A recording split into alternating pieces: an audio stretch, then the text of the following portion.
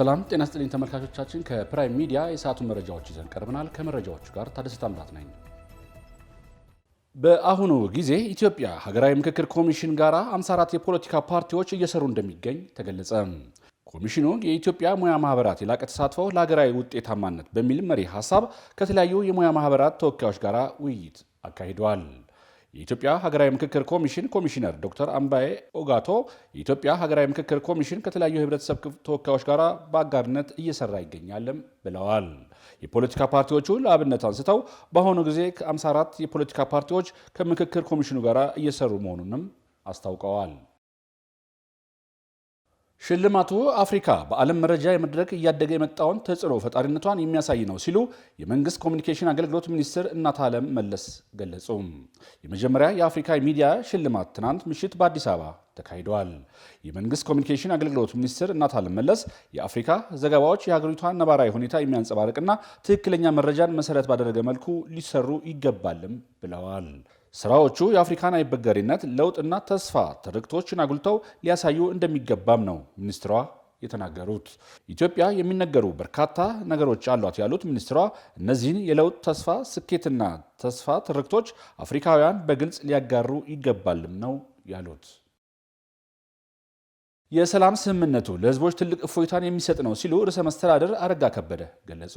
በአማራ ብሔራዊ ክልላዊ መንግስትና በአማራ ፋኖ ህዝባዊ ድርጅት መካከል የዘላቂ ሰላም ስምምነት ያደረጉ ሲሆን የስምምነቱ ሰነድ ርዕሰ መስተዳድር አረጋ ከበደና የአማራ ፋኖ ህዝባዊ ድርጅት ተወካይ ካፕቴን ማስረሻ ሰጤ ተፈራርመዋል።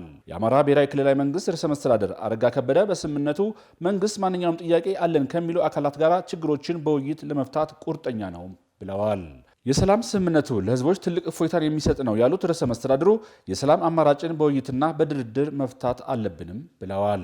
ለክልሉ ህዝብ የሰላም አየር መተንፈስ የሚያስችል የመጀመሪያ ኩነት የተካሄደበት መሆኑን ጠቅሰው አንጡራ ሀብትን ያወደመና ማህበራዊ ምስቅልቅልን የፈጠረ ግጭትን ለማስቆም ሁነኛ መንገድ የተጀመረበት ቀን እንደሆነም ጠቁመዋል። ከ10 ቢሊዮን ብር በላይና 57,000 ካሬ ሜትር መሬት ከምዝበራ ማዳን መቻሉን የአዲስ አበባ ከተማ አስተዳደር ስነ ምግባር ጸረ ሙስና ኮሚሽን አስታወቀ። የአዲስ አበባ ከተማ አስተዳደር ስነ ምግባርና ጸረ ሙስና ኮሚሽን 22ኛውን ዓለም አቀፍ የጸረ ሙስና ቀን አስመልክቶ የትውልድን በስነ ምግባር ተቋምን በአሰራር በሚል መሪ ሐሳብ የፓናል ውይይት አካሂደዋል። የአዲስ አበባ ምክር ቤት ምክትል አፈጉባኤ ፈይዛ አህመድ ኮሚሽኑ ከ10 ቢሊዮን ብር በላይ 57,000 ካሬ ሜትር መሬት ከምዝበራ ማዳን መቻሉንም ገልጸዋል። በብልሹ አሰራር ውስጥ የተዘፈቁ አመራሮች ተጠያቂ ማድረግ መቻሉ ሙስናን በመከላከል ዘላቂ እድገት ለማረጋገጥ በሚደረገው ጥረትም አቅም እንደሚሆንም አንስተዋል። ሙስናና ብልሹ አሰራር በሀገር እድገት ላይ የሚያስከትለውን ጉዳት በመረዳት በቅንጅት መከላከል እንደሚገባም አመላክተዋል። ተመልካቾቻችን የሰዓቱ መረጃዎቻችን እንደቀጠሉ ናቸው። አሁን ደግሞ ከውጭ ምንጮች ወዳገኘናቸው መረጃዎች እናልፋለን። ዲሞክራቲክ ሪፐብሊክ ኮንጎና ሩዋንዳ የሰላም ስምምነት ተፈራረሙ። የሩዋንዳው ፕሬዚዳንት ፖል ካጋሜ የዲሞክራቲክ ሪፐብሊክ ኮንጎ ፕሬዚዳንት ፊሊክስ በዋሽንግተን ዲሲ በሁለቱ ሀገራት መካከል የተፈጠረውን ግጭት ያስቆማል የተባለውን የሰላም ስምምነት እና ሰፊ ቀጠናዊ ምጣኔ ሀብት ውህደት ማዕቀፍም ተፈራርመዋል። በተጨማሪም ዩናይትድ ስቴትስና ዲሞክራቲያዊ ኮንጎ ኢኮኖሚ ሀብቶችን ደህንነት ለማስቀጠልና የረጅም ጊዜ ልማትን ለሁለቱም ሀገራት ጥቅም ለማጎልበት የጋራ ፍላጎት እንዳላቸው ቃል በመግባት ረጅም ስትራቴጂካዊ አጋርነት ስምምነትም ተፈራርመዋል። ዶናልድ ትራምፕ የሰላም ስምምነቱን ከፈረሙ በኋላ ለዓለም ለአፍሪካ ታላቅ ቀን ነው፣ እነዚህ ሁለቱ ሀገራት ሊኮሩበት የሚገባ ብዙ ነገር አላቸውም ብለዋል።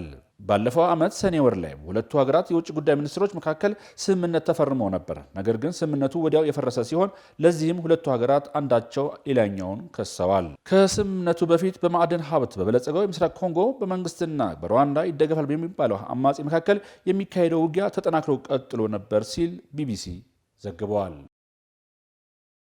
በሱዳን ያለው ቀውስ እየተባባሰ በመምጣቱ ረሃብ መስፋፋቱ ተገለጸ። ሱዳን በዓለም ደረጃ ከፍተኛ የሰብአዊ ቀውስና አለመረጋጋት እየታየባት እንደሆነ የተገለጸ ሲሆን 14 ሚሊዮን ዜጎችም ለረሃብና ለመፈናቀል መዳረጋቸው ተገልጸዋል። በሱዳን ጦርና በፈጥኖ ደራሽ ኃይሉ መካከል ያለው ጦርነትና ውጥረት ሊረግብ ባለመቻሉ ካርቱም በበርካታ ፈተናዎች ውስጥ ወድቃለች። የዓለም ምግብ ፕሮግራም በበኩሉ ቢያንስ አስቸኳይ ሰብአዊ እርዳታ ለማድረስ የተኩስ አቁም እንዲደረግ የጠየቀ ሲሆን ሱዳንም ዓለም አቀፋዊ ትኩረት ያስፈልጋታልም ብለዋል። የዓለም ምግብ ፕሮግራም አክለውም በደቡብ ኮርዶፋን ግዛት በአልፋሸርና ካዳጉሊ ከፍተኛ ረሃብ እየተፈጠረ ሲሆን በሱዳን አሁን ላይ 20 ሚሊዮን ዜጎች ለከፍተኛ አደጋ መጋረጣቸውን አስታውቋል ሲል አፍሪካ ኒውስ ዘግበዋል። ተመልካቾቻችን ከፕራይም ሚዲያ የሰዓቱ መረጃዎቻችን ይህን ይመስላሉ። ሰላም